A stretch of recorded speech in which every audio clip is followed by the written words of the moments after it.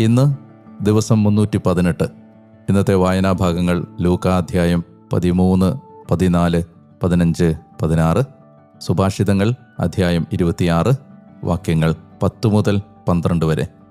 നമുക്ക് വചനം വായിക്കാം. നാം വചനം വായിക്കുമ്പോൾ വചനം നമ്മെ വായിക്കുന്നു.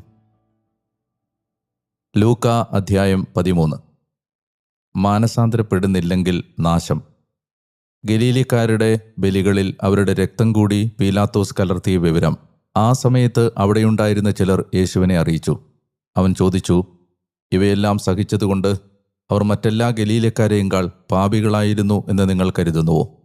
അല്ല എന്ന് ഞാൻ നിങ്ങളോട് പറയുന്നു. മാനസാന്തരപ്പെടുന്നില്ലെങ്കിൽ നിങ്ങളെല്ലാവരും അതുപോലെ നശിക്കും. അഥവാ സിലോഹായിലെ ഗോപുരം ഇടിഞ്ഞു വീണ് കൊല്ലപ്പെട്ട ആ 18 പേർ എല്ലാ ജെറുസലേം നിവാസികളെയുംകാൾ കുറ്റക്കാരായിരുന്നു എന്ന് നിങ്ങൾ കരുതുന്നുവോ? അല്ല എന്ന്